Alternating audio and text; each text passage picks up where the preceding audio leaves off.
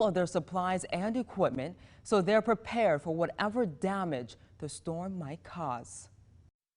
Now, meteorologist Melissa Barrington and your Storm Team 2 forecast. And all eyes are on the tropics, and of course we are going to take a look here at Ian as it is continuing to churn, and we are going to see rapid potentially strengthening in Tropical Storm Ian as we go throughout the rest of the day today. So definitely something to keep an eye on. Right now it is still considered a tropical storm. The winds right now at 50 miles an hour. It's moving to the west-northwest at 12. Barometer is currently at 1,002 millibars. Now later today we're going to continue to track Ian, and the forecast track over the next several days takes it just into portions of western Cuba where they could be dealing with very strong winds as Ian continues to develop, and there's a possibility of very high storm surge. Right now Ian is still forecast to go into the eastern Gulf of Mexico by later next week, and we'll have to keep an eye on this because there's even a chance, depending on which forecast model you look at, it looks like Ian could potentially bring in some remnants, even possibly into the Ohio Valley by next weekend. So all of this will continue to get updated over the next several days, and particularly we have to wait for it to become an actual hurricane, but it is forecast here to strengthen later today.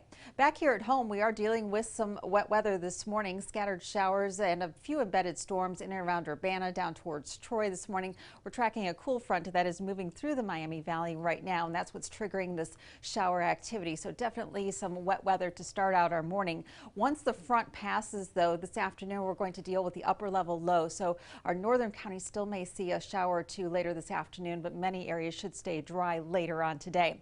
Behind the front, though, winds are actually going to be quite gusty as well.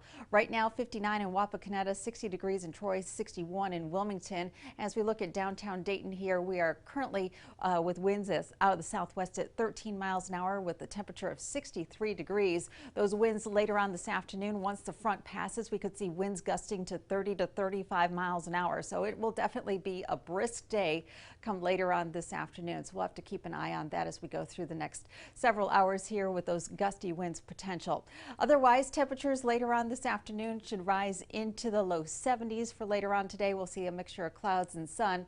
Future tracks showing that we'll see the first round of showers pretty much diminish. We'll see some sunshine come out, and then later this afternoon with that upper level low to the north may spark another shower, maybe an isolated storm. Best chances will be north of I-70, whereas areas to the south should see a little bit more sunshine.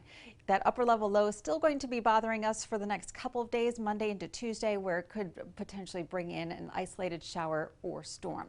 Otherwise, today we're looking at temperatures rising into the low 70s, turning windy today, clouds and sun, and there is that chance of an isolated shower or storm. Tonight, clearing skies, breezy and cooler, down to 54, and then tomorrow even cooler yet, high only of 68 with gusty winds once in a while.